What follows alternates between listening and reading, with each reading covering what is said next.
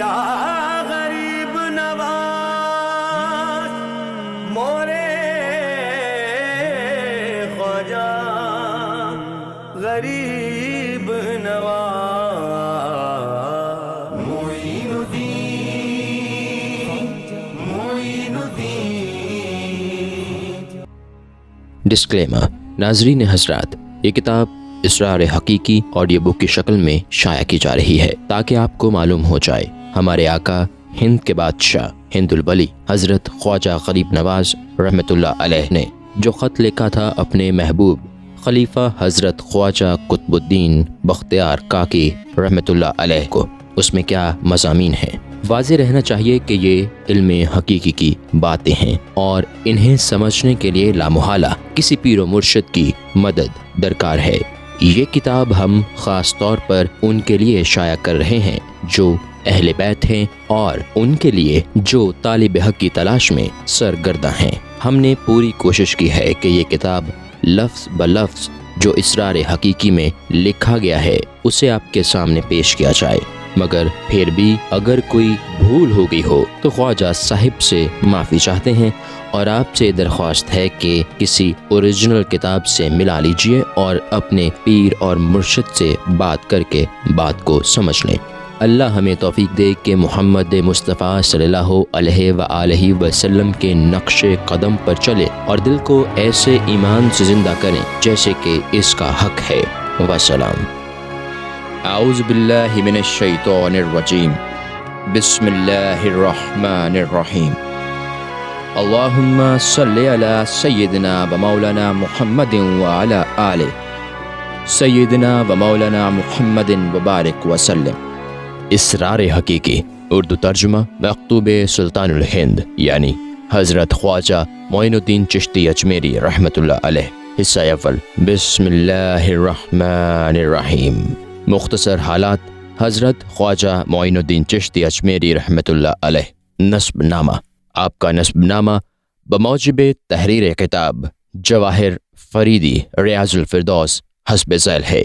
شیخ زمان محبوب رحمان سلطان الہند حضرت سید معین الدین چشتی رحمۃ اللہ علیہ بن خواجہ غیاث الدین حسن سنجری رحمۃ اللہ علیہ بن سید حسن احمد رحمۃ اللہ علیہ بن سید طاہر رحمۃ اللہ علیہ بن سید عبدالعزیز رحمۃ اللہ علیہ بن سید الجاسم رحمۃ اللہ علیہ بن امام مہدی بن امام عسکری بن امام تقی بن امام علی بن امام موسیٰ بن امام موسیٰ رضا بن امام موسیٰ قاسم بن امام جعفر صادق بن امام محمد باقر بن امام زین العابدین بن امام سید الشہداء شہید کربلا امام حسین علیہ السلام بن خلیفہ چہارم شیر خدا حضرت علی المرتضیٰ کرم اللہ وجہہ رضی اللہ تعالی عنہم۔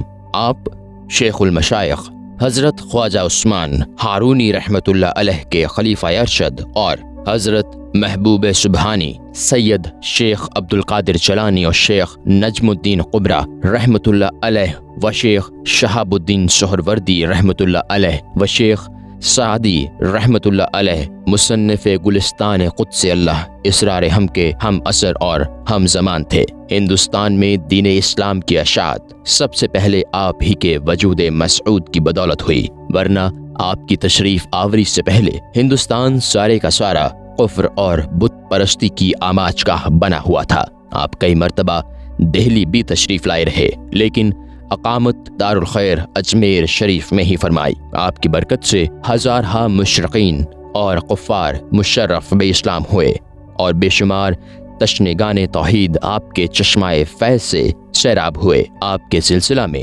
بہت سے شہرائے آفاق اولیاء کرام ہو گزرے ہیں، مثلاً حضرت خواجہ قطب الدین بختیار کاکی رحمۃ اللہ علیہ، حضرت خواجہ فرید الدین گنج شکر پاک پتنی، حضرت شیخ نصیر الدین چراغ دہلوی رحمۃ اللہ علیہ وغیرہ۔ آپ مورخہ 6 رجب المرجب 633 ہجری بروز جمعۃ المبارک اس دار فانی سے دار البقاء کی طرف رحلت فرما گئے۔ اجمیر شریف میں ہی واصل بحق ہوئے اور وہیں آپ کا مزار مقدس ہے جو آج تک مرجع خلائق بنا ہوا ہے۔ قطع تاریخ وصال، روز جمعہ و ششم رجب بودا، قز جہاں خواجہ نقل فرمودہ، 9 ہفتم سال امرش بود، کان زماں نقل از جنا فرمودہ، رونق خاندان چشت از دست، زینت روضہ بہشت از دست، سال نقش باعزت و تمکین، گو سراج جنا معین الدین، روضہ پاک اوست درج میر، زائر جن و انس از در وسیر۔ 633 ہجری۔ مختصر احوال حضرت قطب الدین بختیار کاکی رحمۃ اللہ علیہ۔ آپ کا نام و اسم گرامی بختیار بن احمد بن سید موسیٰ ہے۔ سمرقند اور اندار جان کے درمیان ایک ملک ہے جس کا نام فرغانہ ہے۔ اس میں اوش نامی ایک بستی ہے، وہاں کے باشندے تھے۔ کاکی کے لقب سے آپ اس لیے منتخب ہوئے کہ ایک بقال آپ کا ہمسایہ تھا، آپ اس سے قرض لیا کرتے تھے۔ بقال سے آپ نے فرمایا ہوا تھا کہ جب 3 درہم ہو جائیں تو پھر ہم کو قرض نہ دینا۔ جب آپ کو کہیں سے کچھ ملتا تو آپ اس بقال کا قرض ادا کر دیتے تھے۔ ایک دفعہ آپ نے مصمم ارادہ کر لیا کہ اب قرض بالکل نہ لیں گے، چنانچہ آپ کے توکل کا یہ نتیجہ ہوا کہ ایک روغنی روٹی آپ کے مصلی کے نیچے برآمد ہوئی۔ وہ روٹی آپ کے تمام اہل خانہ کو کافی ہوئی تھی۔ بقال سمجھا کہ شاید آپ مجھ پر ناراض ہو گئے ہیں، اس لیے اس نے اپنی بیوی کو حضرت خواجہ رحمۃ اللہ علیہ کی خدمت اقدس میں بھیجا کہ خواجہ صاحب آپ مجھ سے قرض کیوں نہیں لیتے؟ آپ کی اہلیہ محترمہ نے روغنی روٹی کا سارا حال بقال کی بیوی سے کہہ دیا۔ اس روز سے وہ کاکی روغنی روٹی نگلنا بند ہو گیا۔ آپ حضرت سیدنا امام حسین علیہ السلام کی اولاد سے ہیں، لہٰذا آپ حسینی سید ہیں۔ آپ کی تاریخ وصال یہ ہے: فیض بخش جہاں بصدق و یقین، قطب آفاق خواجہ قطب الدین، عقل تاریخ نقل محمود، آب جنت بقطب دین فرمود۔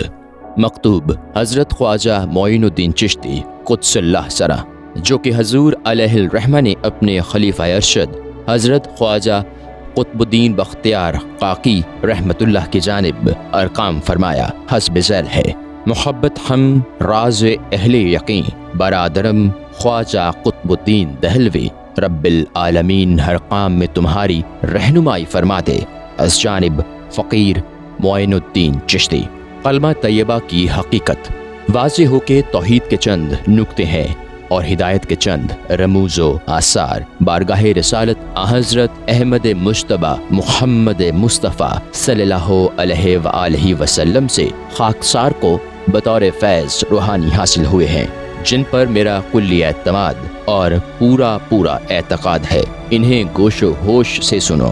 ایک روز کا واقعہ ہے کہ حضرت صلی اللہ علیہ وآلہ وسلم حضرت ابو بکر، حضرت عثمان، حضرت علی، حضرت امام حسن، حضرت امام حسین، حضرت ابو ہریرہ، حضرت انس، حضرت عبداللہ بن مسعود، حضرت خالد، حضرت بلال و دیگر اصحاب قبار رضوان اللہ تعالی علیہم اجمعین سے خطاب فرما کر رموز اسرار حقیقت اور حقائق و فائق معرفت بیان کر رہے تھے، لیکن امیر المومنین حضرت عمر رضی اللہ تعالی عنہ اس مجلس شریف میں حاضر نہ تھے۔ ابھی حضرت صلی اللہ علیہ وسلم حقیقت و معرفت کے اسرار و رموز بیان ہی فرما رہے تھے کہ اتنے میں حضرت عمر رضی اللہ تعالی عنہ بھی مجلس مقدس میں آن حاضر ہوئے۔ پیغمبر خدا صلی اللہ علیہ وآلہ وسلم نے اپنی زبان مبارک کو مخاطب کر کے فرمایا کہ اے زبان اب بس کر دے۔ بعض صحابہ کو تعجب ہوا اور ان کے دل میں یہ خیال پیدا ہوا کہ شاید حضرت صلی اللہ علیہ وآلہ وسلم حضرت عمر رضی اللہ عنہ کو یہ حقائق و معرفت بتانا نہیں چاہتے۔ حضرت ابو بکر رضی اللہ عنہ و حضرت عمر رضی اللہ عنہ اور دیگر بعض مقربین بارگاہ نے حضور پرنور صلی اللہ علیہ وآلہ وسلم کی خدمت اقدس میں عرض کی کہ حضور یہ کیا ماجرا ہے؟ آن جناب نے حقائق و معرفت الہی دیگر تمام صحابہ رضوان اللہ عنہم کے سامنے بیان فرما دیے، لیکن حضرت عمر رضی اللہ عنہ سے وہ رموز و حقائق آپ نے چھپا لیے ہیں۔ جناب سید المرسلین صلی اللہ علیہ وآلہ وسلم نے تمام صحابہ رضوان اللہ علیہم سے مخاطب ہو کر فرمایا کہ میں نے عمر رضی اللہ عنہ سے رموز اسرار باطنی کو چھپایا نہیں ہے، بلکہ بات یہ ہے کہ چیر خوار بچے کو اگر مرغن حلوہ اور گوشت وغیرہ ثقیل غذا کھلائی جائے تو اس سے مضر پڑتی ہے، لیکن جب بچہ بالغ ہو جائے تو کھانے پینے کی کوئی چیز اسے نقصان نہیں پہنچاتی۔ حضرت رسالت مآب صلی اللہ علیہ وآلہ وسلم حضرت عمر رضی اللہ عنہ کی باطنی استعداد و قابلیت کے موافق ان سے دیگر اسرار و معرفت بیان فرمانے لگے۔ چنانچہ منزل جبروت و لاہوت کے حقائق و دقائق حضرت عمر رضی اللہ عنہ کو تلقین فرمائے۔ حضور صلی اللہ علیہ وآلہ وسلم نے فرمایا، اے عمر، یعنی جس شخص کو معرفت الہی حاصل ہو جاتی ہے اس کو منہ سے اللہ اللہ کہنے کی ضرورت نہیں رہتی، اور جو منہ سے اللہ اللہ کہتا ہے تو سمجھ لو کہ ابھی اسے معرفت الہی نصیب نہیں ہوئی۔ حضرت عمر رضی اللہ عنہ نے عرض کیا کہ حضرت یہ کیسی معرفت ہے کہ بندہ اپنے مالک کا نام ہی نہ لے اور اس کی یاد کو ترک کر بیٹھے۔ سرکار دو عالم صلی اللہ علیہ وآلہ وسلم نے جواب دیا کہ ارشاد خداوندی ہے، یعنی جہاں کہیں تم ہو وہیں خدا تعالی تمہارے ساتھ ہے۔ بس اے عمر رضی اللہ عنہ، جو شخص ہر وقت ہمراہ ہو اور کسی وقت نظر سے اوجھل نہ ہو، اس کا یاد کرنا کیوں کر ضروری ہے؟ حضرت عمر رضی اللہ عنہ نے عرض کیا کہ اللہ تعالی ہمارے ہمراہ کہاں ہے؟ سرکار دو عالم صلی اللہ علیہ وآلہ وسلم نے جواب میں ارشاد فرمایا کہ بندہ کے دل میں۔ حضرت عمر رضی اللہ عنہ نے عرض کیا کہ بندہ کا دل کہاں ہے؟ حضور اکرم صلی اللہ علیہ وآلہ وسلم نے فرمایا کہ قالب انسان میں، لیکن یاد رہے کہ دل دو قسم کا ہوتا ہے، ایک دل مجازی اور دوسرا دل حقیقی۔ اے عمر، حقیقی دل وہ ہے جو نہ داہنی جانب سے، نہ بائیں جانب سے، نہ اوپر کی طرف سے، نہ نیچے کی طرف سے، نہ دور سے، نہ نزدیک سے۔ لیکن اس حقیقی دل کی شناخت کوئی آسان کام نہیں ہے، یہ محض ان مقربان الہی کا حصہ ہے جو حضور الہی میں ہمیشہ مستغرق رہتے ہیں، کیونکہ مومن کامل در حقیقت عرش ہی ہوتا ہے۔ حدیث دل اگر گویم، امید دفتر نمی گنجد، کمال وصف دل ہرگز، بحر و بر نمی گنجد، بیائے طالب صادق بحال خویش خوش بنگر، کہ اودر عالم آمد کے پائے سر نمی گنجد۔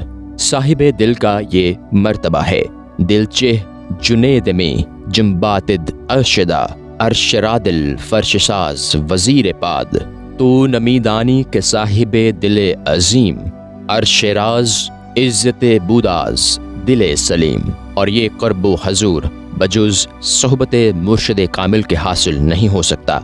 کامل لوگ اور طالبان سوال و جواب نہیں کیا کرتے، بلکہ وہ خاموش اور با ادب رہتے ہیں۔ چنانچہ جناب رسالت مآب صلی اللہ علیہ وآلہ وسلم نے ارشاد فرمایا، مومن کے دل میں ذکر خفی ہر وقت موجود رہتا ہے، لہٰذا اسے حیات جادوانی حاصل ہوتی ہے، اور مسلم کا دل خفی ذکر سے چونکہ غافل ہوتا ہے، اس لیے وہ در حقیقت مردہ شمار ہوتا ہے۔ دل کے از ہمرار خدا غافل است، دل بنا جید گفت کو مشت گل است۔ پھر حضرت عمر رضی اللہ عنہ نے سوال کیا کہ یا رسول اللہ، مومن اور مسلم میں کیا فرق ہے؟ حضور صلی اللہ علیہ وآلہ وسلم نے جواب دیا کہ مومن عارف الہی ہوتا ہے، اور عارف میں یہ وصف ہوتا ہے کہ وہ خاموشی اور غمگینی کی حالت میں رہتا ہے، مسلم زاہد اور خشک ہوتا ہے۔ اس کے بعد جناب سرور کائنات صلی اللہ علیہ وآلہ وسلم نے ارشاد فرمایا، مومن وہ نہیں جو مسجد میں جمع ہوتے ہیں اور زبانی طور پر لا الہ الا اللہ کہتے ہیں۔ اے عمر رضی اللہ عنہ، ایسے کلمہ گو کوچہ حقیقت سے بے بہرا اور بے خبر ہیں، یہ مومن نہیں بلکہ منافق ہیں، کیونکہ زبان سے تو کلمہ لا الہ الا اللہ کا اقرار کرتے ہیں لیکن کلمہ کے اصل معنی سے ناواقف ہیں۔ انہیں خاک بھی پتہ نہیں ہے کہ کلمہ سے اصل مقصود کیا چیز ہے، یعنی لا الہ تو کر لیتے ہیں لیکن ان کو کیا خبر کہ نیست سے کیا مراد ہے اور ہست سے کیا۔ ایسا شکی طور پر کلمہ کہنا شرک ہے اور شرک و شک عین کفر ہے۔ ایسے کلمہ گو کافر کہلاتے ہیں کیونکہ انہیں یہ معلوم نہیں کہ کلمہ میں کس کی نفی مراد ہے اور کس کا اثبات۔ حضرت عمر رضی اللہ عنہ نے عرض کی کہ پھر کلمہ طیبہ کا اصل مقصد کیا ہے؟ جناب سید المرسلین صلی اللہ علیہ وآلہ وسلم نے فرمایا کہ کلمہ کے معنی یہ ہیں کہ سوائے ذات وحدہ لا شریک کے دنیا میں کوئی موجود نہیں ہے اور محمد صلی اللہ علیہ وآلہ وسلم مظہر خدا ہیں۔ بس طالب الہی کو چاہیے کہ اپنے دل میں غیر اللہ کا خیال تک بھی نہ آنے دے اور ذات خداوندی کو ہی ہر جگہ موجود سمجھے، چنانچہ ارشاد الہی ہے، یعنی جدھر دیکھو خداوند تعالی کا ظہور ہے، تجلی تیری ذات کی سو بسو ہے، جدھر دیکھتا ہوں ادھر تو ہی تو ہے۔ اے عمر رضی اللہ عنہ، جب سالک اپنی تمام صفات کو معدوم سمجھے اور صرف ذات الہی کو ہی موجود سمجھے، اس وقت وہ سالک مرتبہ کمال کو پہنچ جاتا ہے۔ اس مرتبے میں سالک کی حالت حدیث، یعنی جس شخص کو اپنے رب کی معرفت حاصل ہو گئی وہ گنگا اور لنگڑا ہو گیا۔ اس میں اللہ ذوق بخشید با وصال، بے زبان گوید سخن بس قلیل و قال۔ مطلب یہ ہے کہ عارف کامل پر سکوت و سکون کی حالت طاری ہو جاتی ہے، کیونکہ آہوزاری اور حرکات اضطرابی اسی وقت تک دامنگیر رہتے ہیں جب تک کہ مطلوب کا وصال حاصل نہیں ہوتا۔ جب طالب کو مطلوب مل جائے تو لازمی امر ہے کہ جو آہو فعال اور حرکات مستربانہ طالب کی حالت میں اسے دامنگیر رہتے تھے، ان سب کا سلسلہ ختم ہو کر اس کی حالت دیگر گون ہو جائے اور بجائے آہو بقا اور کل کو اضطراب کے اسے نہایت دل جمی اور سکوت و سکون حاصل ہو جائے۔ جبھی تو عارف کامل صحیح معنوں میں شہنشاہ ہو جاتا ہے، اسے بجز ذات خداوندی کے نہ کسی سے کوئی امید ہوتی ہے نہ کسی کا ڈر۔ ایسے ہی لوگوں کے حق میں ارشاد باری ہے، یعنی اولیاء اللہ کو نہ کسی کا خوف ہوتا ہے نہ کسی کا غم۔ مترجم، عارف کامل کی حالت یاد الہی سے بھی گزر جاتی ہے۔ اے عمر، یقین جانو کہ جب تک سالک غیر اللہ کا وجود تک بھی اپنے دل سے نہ نکال دے تب تک ایک قدم بھی منزل عرفان کی راہ پر نہیں رکھ سکتا اور نہ ہی عارف کامل بن سکتا ہے، کیونکہ یاد بھی ایک قسم کی دوئی ہے اور دوئی عارفین کے نزدیک عین کفر ہے۔ یہ ہے کلمہ طیبہ کی حقیقت۔ اہل فنا کو نام سے ہستی کے ننگ ہے، لوہے مزار پر مری چھاتی پہ سنگ ہے، فارغ ہو بیٹھ فکر سے دونوں جہاں کی، خطرہ جو ہے سو آئینہ دل پہ زنگ ہے۔ جب تک اس حقیقت تک نہ پہنچے اس وقت تک طالب سچا موحد نہیں بن سکتا اور اپنے دعوی محدیت میں سراسر جھوٹا ہے۔ مترجم، نماز کی حقیقت۔ نماز حقیقی کے متعلق حضور پرنور صلی اللہ علیہ وآلہ وسلم نے ارشاد فرمایا ہے، اے عمر رضی اللہ عنہ، یعنی نماز حقیقی سے مومن کامل اور عارف الہی کا حضوری دائمی حاصل ہوتی ہے۔ نیز حضور علیہ السلام نے فرمایا، نماز کے دو قسم کی ہوتی ہے، ایک نماز علماء و فقہا ظاہری اور زاہدان خشک کی جو صرف قول و فعل تک ہی محدود ہوتی ہے اور اس سے وصال الہی حاصل نہیں ہوتا۔ یہی وجہ ہے کہ اس کی رسائی بھی عالم ملکوت نفسانی تک محدود رہتی ہے۔ دوسری نماز انبیاء اور اولیاء اور خلفاء کی ہے جو حضور قلب سے ادا کی جاتی ہے۔ اس کا ثمر وصال الہی ہے اور اس کی رسائی عالم جبروت رہنمائی تک محدود ہوتی ہے۔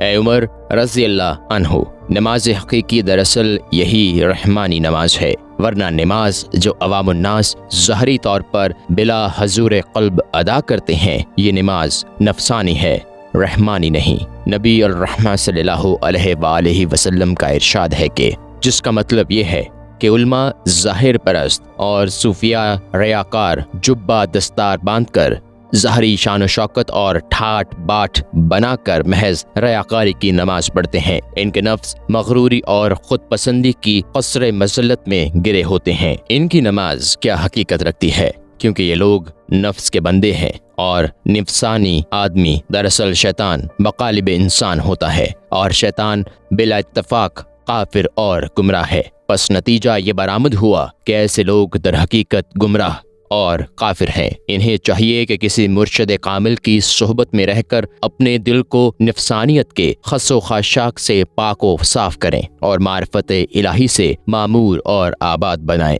تاکہ وہ صحیح معنوں میں انسان بن جائیں اور گمراہی سے نکل کر راہ راست پر آ جائیں۔ جب ہی ان کی نماز حقیقی نماز ہوگی، اور یہی نماز بارگاہ الہی میں قبولیت کے قابل ہوگی، اور خوش قسمتی سے ایسا حقیقی نمازی ہزاروں لاکھوں میں سے ایک آدھ بھی مل جائے تو اس کی خدمت و صحبت اقصیر احمر سے بدرجہن بہتر ہے۔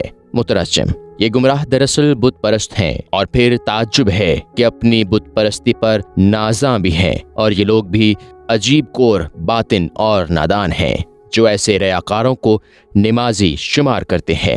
ایسی بے حقیقت نماز سے کیا فائدہ؟ حدیث قدسی: انبیاء اور اولیاء رحمت اللہ علیہ ہمیشہ حضور قلب سے نماز پڑھتے ہیں، یعنی حقیقی نمازی۔ مترجم: نبی کریم صلی اللہ علیہ وآلہ وسلم نے فرمایا، یعنی انبیاء اور اولیاء کی نماز در حقیقت وہ نماز ہوتی ہے کہ جب وہ نماز میں کھڑے ہوتے ہیں بلکہ ہر وقت ہی ان کے حواس خمسہ غیر اللہ سے بندہ ہو جاتے ہیں، اور ان کا ایک ایک سانس یاد الہی میں گزرتا ہے۔ وہ اپنے ایک ایک سانس کا خیال و شمار رکھتے ہیں کہ کہیں غفلت میں نہ گزر جائے۔ یہی لوگ دراصل نمازی ہیں۔ اے عمر رضی اللہ عنہ نماز حقیقی رحمانی ہے۔ اسی نماز سے پروردگار عالم کا وصال ہوتا ہے۔ اے عمر رضی اللہ عنہ انبیاء علیہمۃ اللہ الرحم ہمیشہ ذکر خفی میں رہتے ہیں۔ نبی علیہ الصلاۃ والسلام نے ارشاد فرمایا، یعنی زبانی ذکر گویا لکلکا ہے، اور ولی ذکر کی ایک قسم کا وسوسہ ہے، اور روحانی ذکر مشاہدہ الہی کا موجب ہے، اور ذکر خفی ہمیشہ ہوا کرتا ہے۔ اے عمر رضی اللہ عنہ ذکر خفی اور نماز حقیقی ترک وجود ہے۔ عابدوں کی نماز سجدہ اور سجود پر مبنی ہے۔ نماز زاہداں سجدہ سجود است، نماز عاشقاں ترک وجود است، یعنی اللہ عز و جل کے سوا کسی کو موجود نہ سمجھنا، غیر اللہ کا وجود دل سے بالکل نکال دینا۔ مومنوں کو عیش اس دنیا کا رب دے چکا لطف و کرم سے اپنے سب، کھانا پینا پہننا عیش و سرور، سب ہلال ان پر ہوئے اے ذی شعور، بیویاں بھی چار رکھ سکتے ہیں وہ، مال و زر بسار رکھ سکتے ہیں وہ، ہر طرح سے عیش و راحت ہے روا، شرعن ان کے واسطے اے خوش ادا۔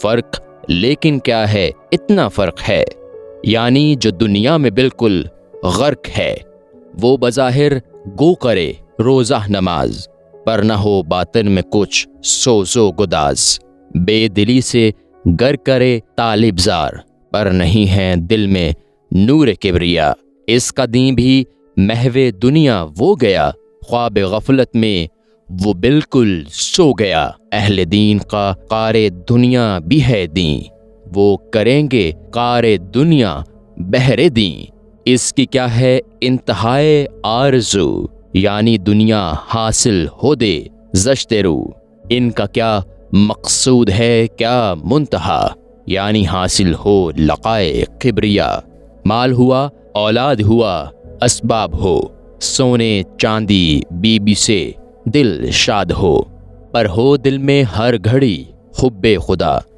جام دل ہو نور وحدت سے بھرا ہوا۔ روزہ کی حقیقت۔ اے عمر رضی اللہ عنہ روزہ کی حقیقی تعریف یہ ہے کہ انسان اپنے دل کو تمام دینی و دنیوی خواہشات سے بند رکھے، کیونکہ خواہشات دینی مثلاً خواہش بہشت و حور وغیرہ عبد اور معبود کے درمیان حجاب رکاوٹ ہیں، ان کے ہوتے ہوئے بندہ اپنے معبود حقیقی کا وصال حاصل نہیں کر سکتا۔ اور خواہشات دنیاوی مثلاً خواہش جاہ و مال، خواہش نفسانی وغیرہ تو سراسر شرک ہے۔ غیر اللہ کی طرف فکر و خیال کرنا، قیامت کا خوف، بہشت کی ہوس اور آخرت کا فکر، یہ سب روزہ حقیقی کو توڑنے والی چیزیں ہیں۔ روزہ حقیقی تب درست رہ سکتا ہے جبکہ انسان خدا کے سوا ہر چیز کو اپنے دل سے فراموش کر دے، یعنی غیر اللہ کا اسے مطلق علم نہ رہے اور ہر قسم کی امیدیں اور ہر طرح کے خوف اپنے دل سے نکال ڈالے۔ نبی کریم صلی اللہ علیہ وآلہ وسلم نے فرمایا، یعنی اللہ تعالیٰ کے سوا کسی چیز کا دیدار مجھے مطلوب نہیں ہے۔ روزہ حقیقی کا افطار صرف دیدار الہی ہے۔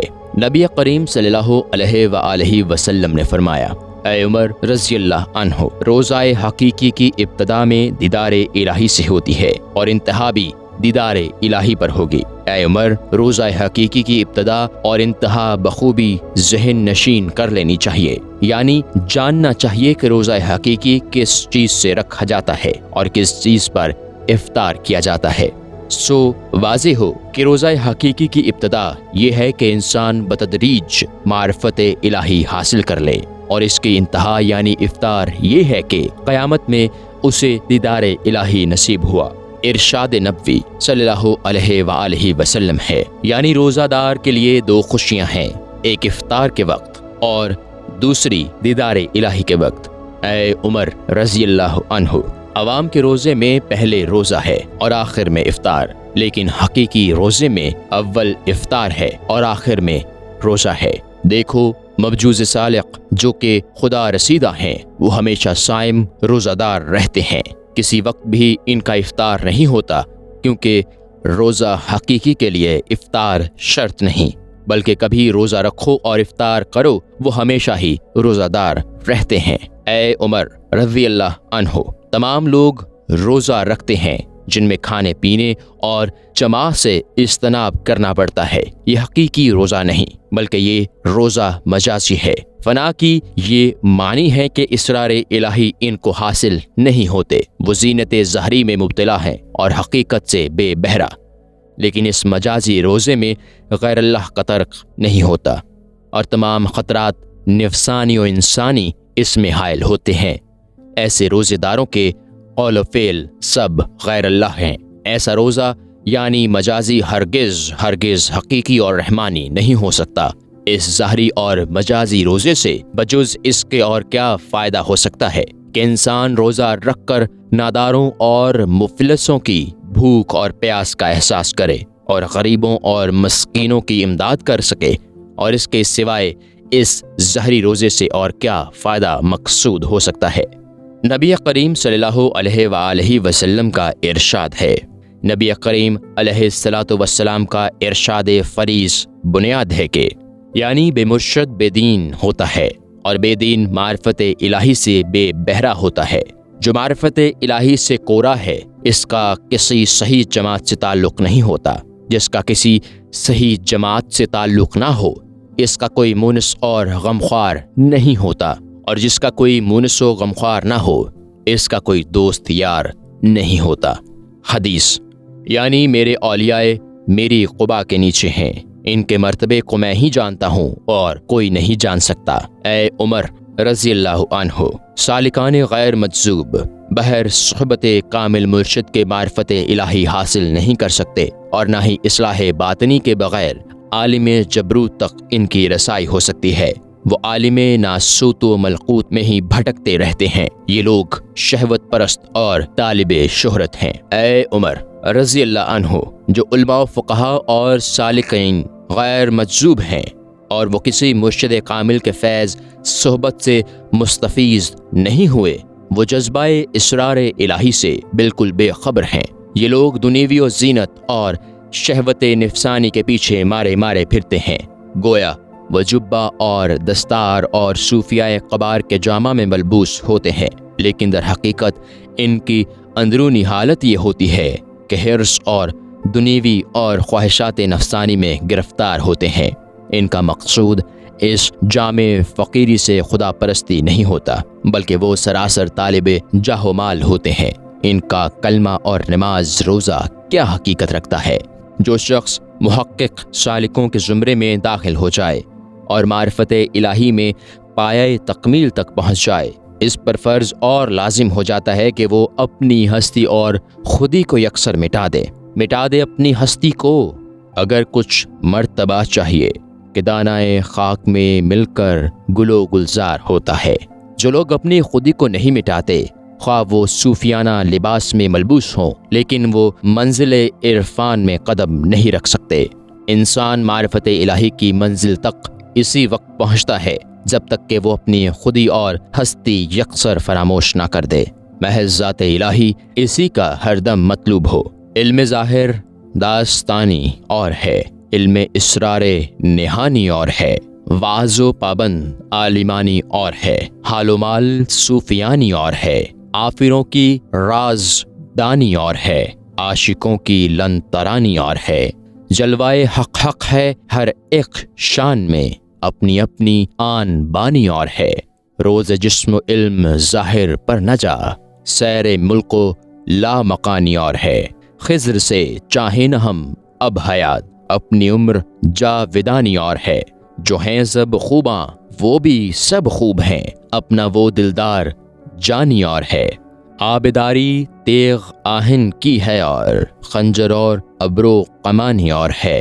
پیر کامل کی محبت خوب ہے، عشق حسن نوجوانی اور ہے۔ فکر میں خاموش کی ہے اور کچھ، گفتگو اب یہ زبانی اور ہے۔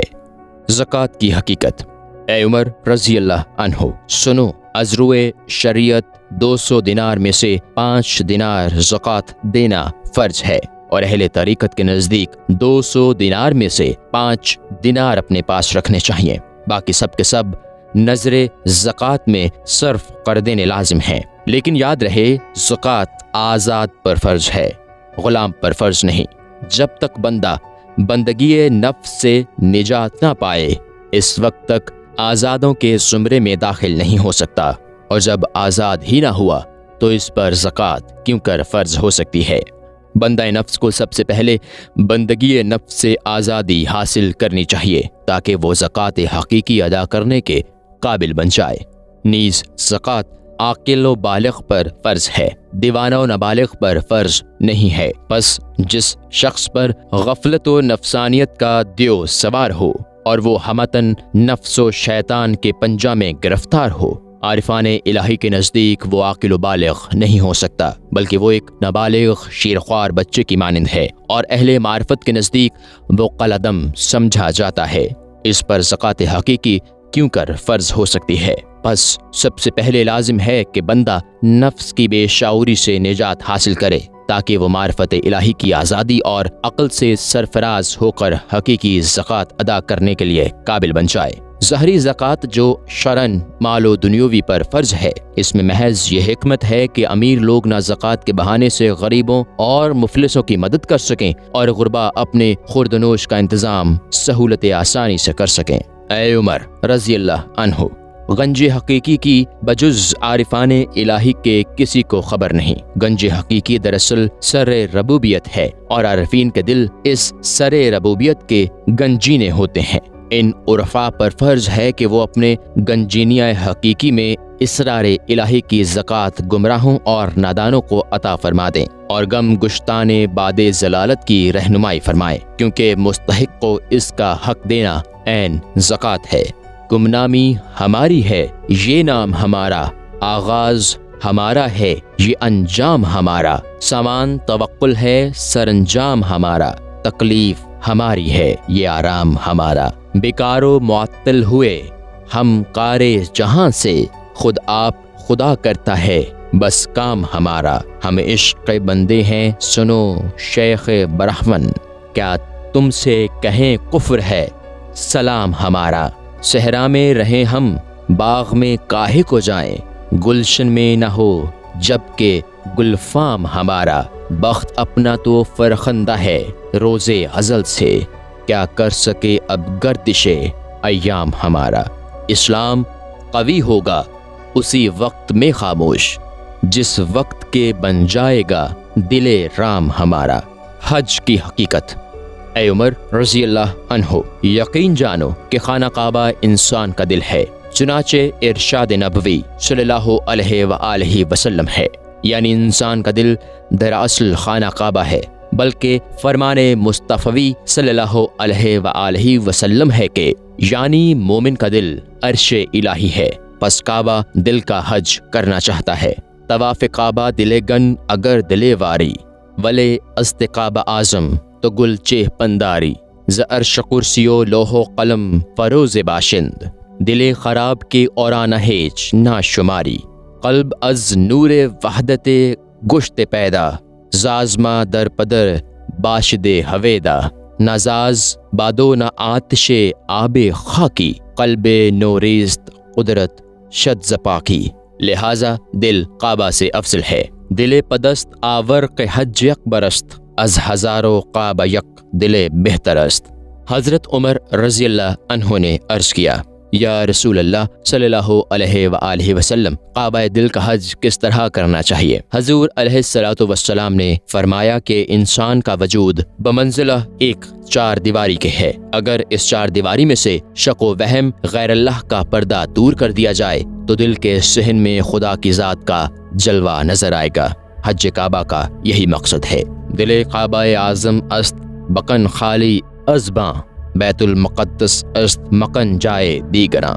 نیز ایسا حقیقی حج کرنے سے یہ بھی مقصود ہے کہ انسان اپنی خود و ہستی کو اس اور راہ شریعت پر چلنے والے ہیں۔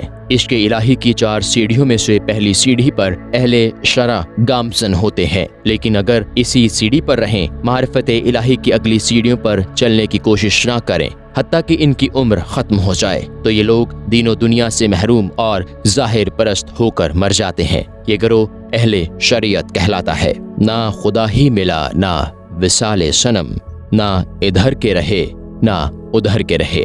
دوسرا گروہ عوام الخاص کا ہے۔ ان لوگوں میں دونوں پہلو پائے جاتے ہیں، عوام کا بھی اور خاص کا بھی۔ یہ گروہ روحانیت کی طرف متوجہ تو ہوتا ہے، لیکن چونکہ رموز باطنی سے بے بہرا ہوتے ہیں، کبھی دنیا کے طالب ہوتے ہیں، کبھی دین کے طالب، لہٰذا ان کی باطنی آنکھیں نور باطنی سے پورے طور پر منور نہیں ہوتیں۔ اس گروہ کو اہل طریقت کہتے ہیں۔ تیسرا گروہ خالص الخاص کا ہے، انہیں اہل معرفت بولتے ہیں۔ اے عمر رضی اللہ عنہ، ہدایت رہنمائی طالب کی استعداد اور جنس کے موافق ہوا کرتی ہیں۔ یہ اسرار الہی کی نعمت عظمیٰ نا اہل عوام الناس کی نہیں دی جاتی، کیونکہ ان کو ایسی نعمت دے دینا اس نعمت کی ناقدر شناسی ہے۔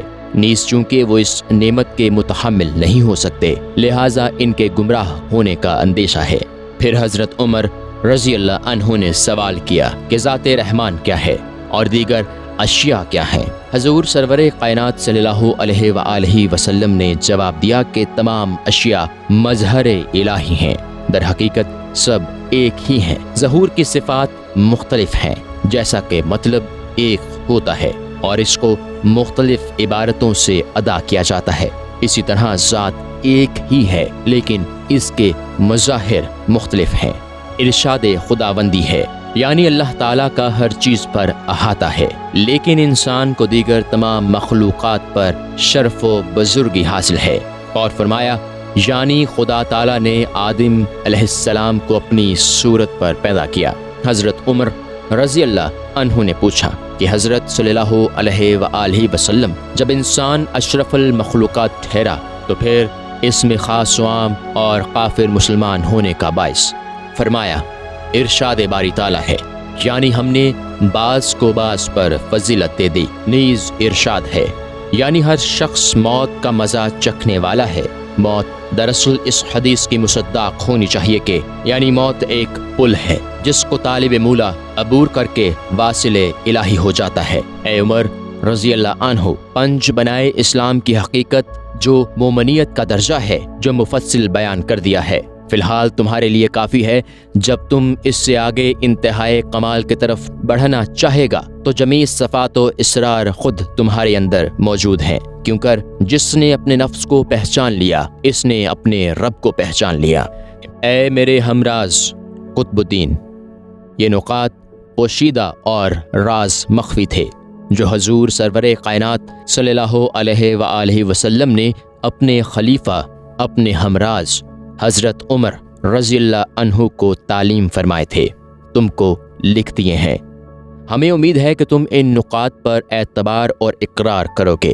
ہمیں قحج فہم یعنی علماء ظاہری سے کچھ سروکار نہیں، ان کا علاج اللہ تعالیٰ ہی کر سکتا ہے، کیونکہ سب کچھ اللہ تعالیٰ ہی کے قبضہ میں ہے۔ اللہ تعالیٰ فرماتا ہے، اللہ تعالیٰ کے حکم کے بغیر کوئی چیز حرکت نہیں کر سکتی۔ یہی ہر مسلمان کا اعتقاد ہے اور اسی پر ایمان ہے۔ التجا بدرگاہ حضرت خواجہ معین الدین چشتی رحمۃ اللہ علیہ۔ کیا دل نے امید سے کنارہ، تباہی ہر طرف ہے آشکارا۔ کہاں اب صبر و خاموشی کا یارہ، نظر آتا نہیں کوئی ستارہ۔ بگردابے بلا افتادہ کشتی، مدد کن یا معین الدین چشتی۔ ستمگر آسمان مجھ کو تاکا، ہدف ٹھہرا ہوں میں تیرے قضا کا۔ بہت ہے شور طوفان بلا کا، خدا حافظ ہو غافل نہ خدا کا۔ بگردابے بلا افتادہ کشتی، مدد کن یا معین الدین چشتی۔ اندھیری رات ہے اور دور سال، آلکار سے ساتھی ہیں غافل۔ نہیں ہوتا ہے کچھ کوشش سے حاصل، بہت مغموم اور بے چین ہے دل۔ بگردابے بلا افتادہ کشتی، مدد کن یا معین الدین چشتی۔ حوادث کا وہ طوفان اٹھ رہا ہے کہ جس کی موج خدام قضا ہے۔ نہ مونس ہے نہ کوئی آشنا ہے، میرے لب پر بس اب یہ التجا ہے۔ بگردابے بلا افتادہ کشتی، مدد کن یا معین الدین چشتی رحمت اللہ علیہ۔ ختم شد۔ ہر کے گردن نہد رضا ادرا، مراحق نگاہبان باشد۔ بس اگر تصوف کی ماہیت سے واقف ہونا چاہتے ہو تو اپنے پر آسائش کا دروازہ بند کر لو، پھر زانو محبت کے بل بیٹھ جاؤ۔ اگر تم نے یہ کام کر لیا تو سمجھو کہ بس تصوف کے عالم ہو گئے۔ طالب حق کو یہ بات جان و دل سے بجا لانی چاہیے۔ انشاءاللہ تعالی ایسا کرنے سے وہ شر شیطانی سے نجات پائے گا اور دونوں جہان کی مرادیں حاصل کرے گا۔ ایک روز میرے شیخ صاحب علیہ الرحمہ نے فرمایا، معین الدین، کیا تجھے معلوم ہے کہ صاحب حضور کسے کہتے ہیں؟ دیکھو، صاحب حضور وہ ہے کہ ہر وقت مقام عبودیت میں ہو اور ہر ایک واقعے کو اللہ تعالیٰ کی طرف سے خیال کرے، اور تمام عبادتوں کا مقصد یہی ہے۔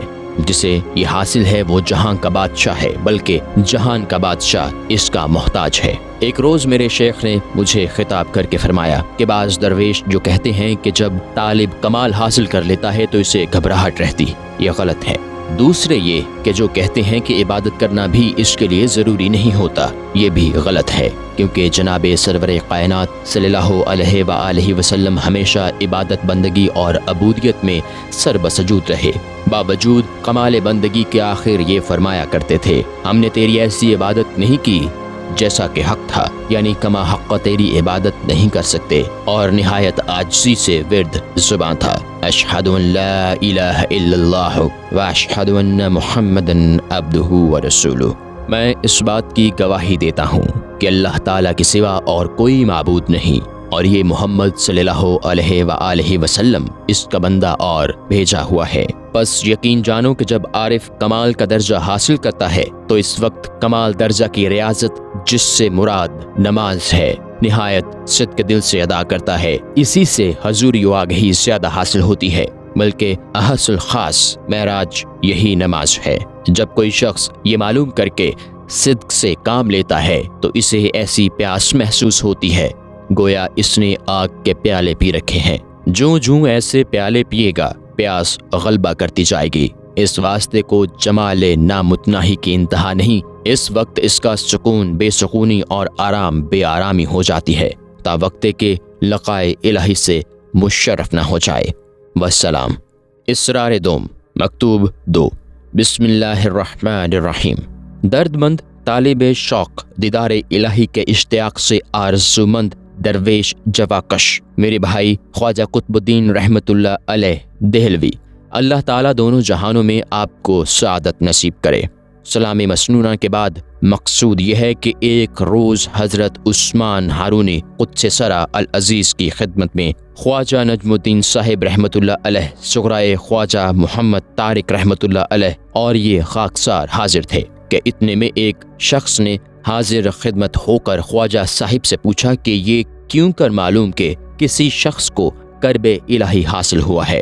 خواجہ صاحب رحمۃ اللہ علیہ نے فرمایا، نیک عملوں کی توفیق بڑی اچھی شناخت ہے، یقین جانو جس شخص کو نیک کاموں کی توفیق دی گئی ہے اس کے لیے قرب کا دروازہ کھل گیا ہے۔ پھر آپ دیدہ ہو کر فرمایا کہ ایک شخص کے ہاں ایک صاحب وقت کی لونڈی تھی جو آدھی رات کے وقت اٹھ کر وضو کر کے 2 رکعت نماز پڑھتی اور شکر حق بجا لاتی اور ہاتھ اٹھا کر دعا کرتی کہ پروردگار میں تیرا قرب حاصل کر چکی ہوں، اب مجھے اپنے سے دور نہ رکھنا۔ اس لونڈی کے آقا نے یہ ماجرا سن کر اس سے پوچھا، تمہیں کیوں کر معلوم ہے کہ تمہیں قرب الہی حاصل ہے؟ کہا، صاحب مجھے یوں معلوم ہے کہ مجھے آدھی رات کے وقت جاگ کر 2 رکعت نماز پڑھنے کی توفیق دے رکھی ہے، اس واسطے میں جانتی ہوں کہ مجھے قرب حاصل ہے۔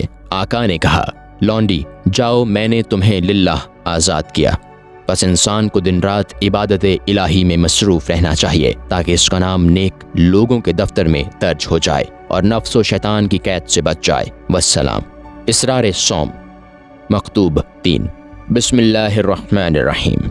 اللہ الصمد، کیا اسرار سے واقف، لم یلد ولم یولد کے انوار کے ماہر میرے بھائی خواجہ قطب الدین رحمۃ اللہ علیہ دہلوی، اللہ تعالیٰ آپ کے مدارج زیادہ کرے، فقیر پرتفقیر معین الدین سنجری کی طرف سے خوشی و خرمی آمیز اور انس و محبت سے بھرا سلام ہو۔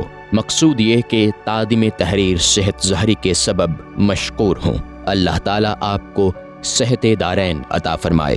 بھائی جان، میرے شیخ خواجہ عثمان ہارونی رحمۃ اللہ علیہ فرماتے ہیں، سوائے اہل معرفت کے اور کسی کو عشق رموز سے واقفیت نہیں کرنا چاہیے۔ خواجہ شیخ سعدی رحمۃ اللہ علیہ میگوئی نے آن جناب سے پوچھا کہ اہل معرفت کو کیوں کر پہچان سکتے ہیں؟ تو خواجہ صاحب رحمۃ اللہ علیہ نے فرمایا کہ اہل معرفت کی علامت ترک ہے، جس میں ترک ہوگی یقین مانو وہ اہل معرفت سے اور اسے خدا شناسی حاصل ہے، اور جس میں ترک نہیں اس میں معرفت حق کی بو بھی نہیں۔ یہ اچھی طرح یقین کر لو کہ کلمہ شہادت اور نفی اثبات حق تعالیٰ کی معرفت ہے۔ مال و مرتبہ بڑے بھاری بت ہیں اور انہوں نے بہت لوگوں کو سیدھی راہ سے گمراہ کیا اور کر رہے ہیں، یہ معبود خلائق بن رہے ہیں، یہی لوگ جاہ و مال کی پرستش کرتے ہیں۔ بس جس نے مال و جاہ کی محبت کو دل سے نکال دیا اس نے گویا پوری نفی کر دی، اور جسے حق تعالیٰ کی معرفت حاصل ہو گئی اس نے پورا اثبات کر لیا۔ یہ بات لا الہ الا اللہ کہنے اور اس پر عمل کرنے سے حاصل ہوئی ہے۔ بس جس نے کلمہ شہادت نہیں پڑھا اسے خدا شناسی حاصل نہیں ہوئی۔ والسلام۔ اسرار چہارم مکتوب 4۔ حقائق و معرفت سے واقف رب العالمین کے عاشق میرے بھائی خواجہ قطب الدین رحمۃ اللہ علیہ دہلوی، واضح ہے کہ انسان میں سب سے زیادہ وانا وہ فقراء ہیں جنہوں نے درویشی اور نامرادی کو اختیار کر رکھا ہے، کیونکہ ہر ایک مراد میں نامرادی ہے اور نامرادی میں مراد ہے، برخلاف اس کے اہل غفلت نے صحت کو زحمت اور زحمت کو صحت خیال کر رکھا ہے۔ بس دانا وہی ہے کہ جب کسی دنیاوی مراد کا خیال اسے آئے اسے فوراً ترک کر کے نامرادی اور فقر کو اختیار کر لے، اپنی مراد کو چھوڑ کر نامرادی سے موافقت کر لے۔ نامرادی تنا گردی بامرادی کے رسی۔ بس مرد کو حق تعالیٰ سے وابستگی لازم ہے، جو ہمیشہ تھا اور ہمیشہ رہے گا۔ اگر اللہ تعالیٰ آنکھ دے ہر راہ میں سوائے اس کے چہرے کے اور کچھ نہ دیکھے، اور دونوں جہاں میں بس جس کی طرف نگاہ کرے اسی میں اسی کی حقیقت دیکھے، دینداری اور آنکھ حاصل کر، کیونکہ اگر غور سے دیکھو تو خاک کا ہر ایک ذرہ جامع جہاں نما ہے، سوائے ظہری ملاپ کے شوق کے اور کیا لاکھوں۔ والسلام۔ اسرار پنجم مکتوب 5۔ بسم اللہ الرحمن الرحیم۔ باصلوں کے برگزیدہ رب العالمین کے عاشق میرے بھائی خواجہ قطب الدین دہلوی رحمۃ اللہ علیہ، معبود حقیقی کی پناہ میں ہو کر شاد کام رہیں۔ ایک روز یہ دعاگو حضرت خواجہ عثمان ہارونی رحمۃ اللہ علیہ کی خدمت میں حاضر تھا کہ ایک شخص نے آ کر عرض کیا، شیخ صاحب میں نے مختلف علوم حاصل کیے بہت زہد کیا لیکن مقصد نہیں پایا۔ خواجہ صاحب نے فرمایا تمہیں صرف ایک بات پر عمل کرنا چاہیے، عالم بھی ہو جاؤ گے اور زہد بھی، وہ یہ کہ جناب رسول اکرم صلی اللہ علیہ وآلہ وسلم نے فرمایا دنیا کا ترک کرنا تمام عبادتوں کا سر ہے اور دنیا کی محبت تمام خطاؤں کی جڑ ہے۔ اگر تم اس حدیث پر عمل کر لو تو پھر تمہیں کسی اور علم کی ضرورت نہ رہے۔ یعنی گو علم ایک ہی نقطہ ہے، لیکن اس کا کہہ لینا آسان ہے مگر اس پر عمل کرنا مشکل۔ بس یقین جانو کہ ترک اس وقت تک حاصل نہیں ہو سکتی جب تک محبت بدرجہ کمال نہ ہو، اور محبت اس وقت پیدا ہوتی ہے جب اللہ تعالیٰ ہدایت کرے۔ حق تعالیٰ کی ہدایت کے بغیر مقصود حاصل نہیں ہو سکتا۔ اللہ تعالیٰ فرماتا ہے جسے اللہ تعالیٰ ہدایت دے وہی ہدایت پا سکتا ہے۔ بس انسان کو لازم ہے کہ اللہ تعالیٰ ہی کا لحاظ کر کے اپنے وقت عزیز و شریف کو دنیاوی خواہشات کے پورا کرنے میں ضائع نہ کرے، بلکہ وقت کو غنیمت سمجھ کر فقر و فاقہ میں عمر بسر کرے، عجز و زاری سے پیش آئے، گناہوں کی شرمندگی کے مارے سر نہ اٹھائے، ہر حالت میں عاجزی اور تضرع سے پیش آئے، کیونکہ انس بندگی اور عبادت اور سب سے اچھا کام یہی عجز و نیاز ہے۔ بعد ازاں اس موقع کے مناسب یہ حکایت بیان فرمائی کہ حاتم اسم رحمت اللہ علیہ خواجہ شفیق بلخی رحمت اللہ علیہ کے شاگرد اور مرید تھے۔ ایک روز شیخ صاحب نے پوچھا کتنے عرصے سے تم میری محبت و خدمت میں سرگرم ہو اور میری باتیں سنتے آئے ہو؟ عرض کیا 30 سال سے۔ پوچھا پھر اس عرصے کیا کچھ حاصل کیا اور کیا کچھ فائدہ اٹھایا؟ عرض کیا 8 فائدے حاصل کیے۔ پوچھا کیا اس سے پہلے یہ فائدے حاصل نہ تھے؟ عرض کیا شیخ صاحب اگر آپ سچ پوچھتے ہیں تو ان سے زیادہ کی اب مجھے ضرورت بھی نہیں۔ فرمایا ان للہ و انا الیہ راجعون۔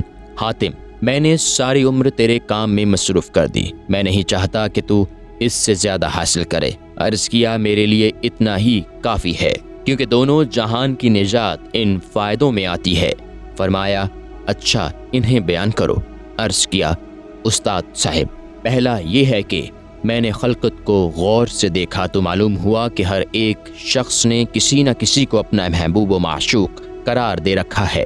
وہ محبوب و معشوق اس قسم کے ہیں کہ بعض مرز موت تک اس کے ساتھ رہتے ہیں، بعض مرنے تک، بعض لب گور تک، اس کے بعد کوئی بھی ساتھ نہیں جاتا۔ کوئی ایسا نہیں کہ انسان کے ساتھ قبر میں جا کر اس کا غمخوار اور چراغ ہو، قیامت کی منزلیں طے کرائے۔ مجھے معلوم ہوا کہ ان صفات سے متصف محبوب صرف اعمال صالحہ ہیں، سو میں نے انہیں اپنایا، محبوب بنایا اور انہیں اپنے لیے حجت اختیار کیا تاکہ قبر میں بھی میری غمخواری کریں، میرے لیے چراغ ہوں اور ہر ایک منزل میں میرے ساتھ رہیں اور مجھے چھوڑ نہ جائیں۔ خواجہ شفیق علیہ الرحمہ نے فرمایا حاتم تو نے بہت اچھا کیا۔ دوسرا یہ کہ جب میں نے لوگوں کو غور سے دیکھا تو معلوم ہوا کہ سب کے سب حرص و ہوا کے پیرو بنے ہوئے ہیں اور نفس کے کہنے پر چلتے ہیں۔ پھر میں نے اس آیت پر غور فرمایا جس نے اللہ تعالیٰ سے ڈر کر نفس کی خواہشات سے روکا اس کا ٹھکانہ بہشت ہے، تو یقین ہو گیا کہ قرآن شریف سچا ہے۔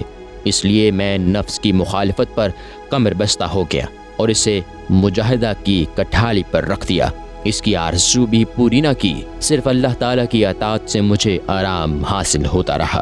خواجہ شفیق رحمت اللہ علیہ نے فرمایا اللہ تعالیٰ تجھے اس میں برکت دے، تو نے خوب کہا اور اچھا کیا۔ تیسرا فائدہ یہ کہ جب میں نے لوگوں کے حالات کا مشاہدہ غور سے کیا تو دیکھا کہ ہر شخص دنیا کے لیے کوشش کرتا ہے، رنج و مصیبت برداشت کرتا ہے، تب کہیں دنیاوی حقام سے کچھ حاصل ہوتا ہے اور پھر اس پر بڑا خوش و خرم رہتا ہے۔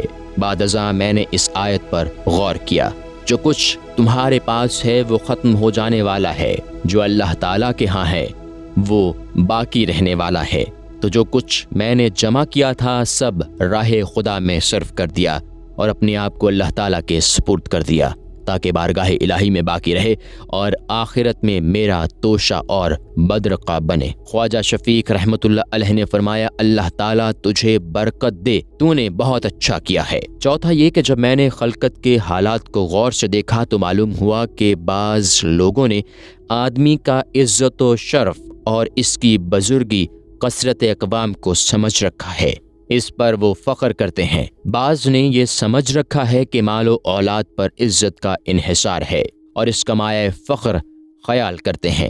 بعد ازاں میں نے اس آیت کریمہ پر خیال کیا، تم میں سے اللہ تعالیٰ کے نزدیک سب سے بڑھ کر وہی معزز سمجھا جائے گا جو سب سے زیادہ متقی ہوگا۔ تو معلوم ہوا کہ بس یہی ٹھیک اور حق ہے، اور جو کچھ لوگوں نے خیال کر رکھا ہے وہ سراسر غلط ہے۔ سو میں نے تقوی اختیار کیا تاکہ میں بھی بارگاہ الہی کا مکرم بن جاؤں۔ خواجہ شفیق علیہ الرحمہ نے فرمایا، تو نے بہت اچھا کیا۔ پانچواں یہ کہ میں نے جب لوگوں کے حالات کو غور سے دیکھا تو معلوم ہوا کہ ایک دوسرے کو محض حسد کی وجہ سے بڑائی سے یاد کرتے ہیں، اور حسد بھی مال، مرتبے اور علم کا کرتے ہیں۔ پھر میں نے اس آیت پر غور کیا، ہم نے ان میں دنیاوی زندگی کے لیے روزی وغیرہ تقسیم کی، تو جب ازل میں ان کے حصے یہ چیز آ چکی ہے اور کسی کا اس میں اختیار نہیں، تو پھر حسد بے فائدہ ہے۔ تب سے میں نے حسد کرنا چھوڑ دیا اور ہر ایک سے صلح اختیار کی۔ خواجہ شفیق الرحمہ نے فرمایا، تو نے بہت اچھا کیا۔ چھٹا یہ کہ جب دنیا کو غور سے دیکھا تو معلوم ہوا کہ بعض آپس میں دشمنی رکھتے ہیں اور کسی خاص کام کے لیے ایک دوسرے سے لاگ بازی کر رہے ہیں۔ پھر میں نے اس آیت کو غور سے دیکھا، شیطان تمہارا کھلم کھلا دشمن ہے۔ تو مجھے معلوم ہوا کہ اللہ تعالیٰ کا کلام بالکل سچا ہے، واقعی ہمارا دشمن شیطان ہے۔ شیطان کی پیروی نہیں کرنی چاہیے، تب سے میں صرف شیطان کو اپنا دشمن جانتا ہوں، نہ اس کی پیروی کرتا ہوں نہ فرما برداری، بلکہ اللہ تعالیٰ کے احکام بجا لاتا ہوں، اس کی بزرگی کرتا ہوں، اور ٹھیک بھی یہی ہے۔ چنانچہ خود اللہ تبارک و تعالیٰ نے فرمایا، اے نبی آدم، کیا میں نے تم سے عہد نہیں لیا تھا کہ تم شیطان کی پیروی و پرستش نہ کرنا، کیونکہ وہ تمہارا کھلم کھلا دشمن ہے۔ اگر تم میری پرستش کرو تو یہ سیدھی راہ ہے۔ خواجہ شفیق علیہ الرحمہ نے فرمایا، تم نے بہت اچھا کیا۔ ساتواں یہ کہ جب میں نے خلقت کو غور سے دیکھا تو معلوم ہوا کہ ہر شخص اپنی روزی و معاش کے لیے سر توڑ کوشش کرتا ہے، اور اسی وجہ سے حرام و شبہ میں پڑتا ہے اور اپنے آپ کو ذلیل کرتا ہے۔ پھر میں نے اس آیت کو غور سے پڑھا، روئے زمین پر کوئی ایسا حیوان نہیں جس کا رزق اللہ تعالیٰ کے ذمہ نہ ہو، تو سمجھ گیا کہ اس کا فرمان حق ہے۔ میں بھی ایک حیوان ہوں، تب سے میں اللہ تعالیٰ کی خدمت میں مشغول ہو گیا، اور مجھے یقین ہو گیا کہ میری روزی وہ بالضرور پہنچائے گا، کیونکہ وہ خود اس بات کا ضامن ہے۔ خواجہ شفیق علیہ الرحمہ نے فرمایا، تو نے بہت اچھا کیا۔ اب 8واں فائدہ بیان کر۔ عرض کیا، 8واں یہ ہے کہ جب میں نے خلق خدا کو غور سے دیکھا تو معلوم ہوا کہ ہر شخص کو کسی نہ کسی چیز پر بھروسہ ہے، بعض کو سونے چاندی پر، بعض کو ملک و مال پر۔ پھر میں نے اس آیت کو غور سے دیکھا، جو شخص اللہ تعالیٰ پر بھروسہ کرتا ہے تو اللہ تعالیٰ اس کے لیے کافی ہوتا ہے۔ تب سے میں نے اللہ تعالیٰ پر توکل کیا، وہ مجھے کافی ہے اور میرا عمدہ وکیل ہے۔ خواجہ شفیق علیہ الرحمہ نے فرمایا، حاتم، اللہ تعالیٰ تمہیں ان باتوں پر عمل کی توفیق دے۔ میں نے تورات، انجیل، زبور اور قرآن کا غور سے مطالعہ کیا تو ان 4 کتابوں سے یہی 8 باتیں حاصل ہوئیں۔ جو ان پر عمل کرتا ہے گویا ان 4 کتابوں پر عمل کرتا ہے۔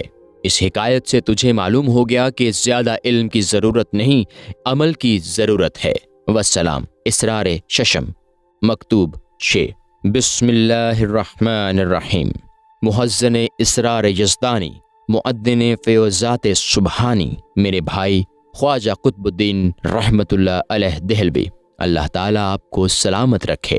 ایک روز میرے شیخ صاحب رحمۃ اللہ علیہ نے نفی و اثبات کے کلمے کی بابت کیا ہی اچھا فرمایا کہ نفی اپنے آپ کو نہ دیکھنا ہے اور اثبات اللہ تعالیٰ جل جلالہ کو دیکھنا ہے، کیونکہ خود بین خدا بین نہیں ہو سکتا، بس نفی کرنے والا ہونا چاہیے، ورنہ نفی کا کچھ فائدہ نہیں۔ اگر یہ خیال کریں کہ ہستی صرف اللہ تعالیٰ کی ہستی ہے تو مطلب حاصل ہوتا ہے۔ واضح رہے کہ کلمہ شہادت، نماز، روزہ وغیرہ کی صورت بھی ہے، اور حقیقت بھی ان کے حقائق کو چھوڑ کر صرف ظاہری صورتوں پر قناعت کر لینا فضول ہے۔ وہ شخص بڑا ہی احمق ہے جو ان کے حقائق تک نہیں پہنچتا۔ پھر فرمایا کہ اللہ تعالی ہمیشہ تھا اور ہمیشہ رہے گا۔ سالک ابتدا میں نابینا ہوتا ہے، اسے بینائی حاصل ہو جاتی ہے تو پھر اس سے دیکھتا اور سنتا ہے، اپنے آپ کو فراموش کر دیتا ہے۔ جب ایسی حالت ہو جائے تو واصل اور ہمیشہ کے لیے زندہ ہو جاتا ہے۔ زیادہ والسلام۔ اسرار ہفتم، مکتوب 7۔ بسم اللہ الرحمن الرحیم۔ عارف معارف، حق آگاہ، عاشق اللہ، میرے بھائی خواجہ قطب الدین اوشی، اللہ تعالیٰ آپ کے فقر کو زیادہ کرے۔ دعا گوہ کی طرف سے انس آمیز سلام کے بعد مکشوف رائے معرفت پیرائے ہو۔ عزیز من، اپنے مریدوں کو ضرور بتا دینا کہ فقیر و مرشد کامل سے کیا مراد ہے اور اس کی علامت کیا ہے اور یہ کیوں کر پہچانا جاتا ہے۔ مشائخ طریقت قدس اللہ اسرار ہم نے فرمایا، فقیر اس شخص کو کہتے ہیں جو تمام ضروریات سے فارغ ہو اور اس کے باقی رہنے والے چہرہ کے اور کسی چیز کا طالب نہ ہو، چونکہ تمام موجودات اس کے باقی رہنے والے چہرے کا آئینہ اور مظہر ہے، اس واسطے وہ ان سے اپنا مقصود دیکھتا ہے۔ بعض لوگوں نے اس کی تشریح یوں فرمائی ہے کہ کامل فقیر اسے کہتے ہیں کہ جس کے دل میں سوائے حق کے سب کچھ دور ہو اور اللہ تعالیٰ کے سوا اور کوئی اس کا مقصود یا مطلوب نہ ہو۔ جب ماں سوائے اللہ دل سے دور ہو جاتا ہے، مقصد حاصل ہو جاتا ہے۔ بس طالب کو ہمیشہ مطلوب و مقصود کے در پہ رہنا چاہیے۔ اب یہ معلوم کر لینا چاہیے کہ مطلوب و مقصود کیا ہے، سو واضح رہے کہ مقصود یہی درد و سوز ہے، خواہ حقیقی ہو خواہ مجازی۔ یہاں سوز مجازی سے ابتدائے شریعت کے احکام ہے۔ والسلام تمام شد۔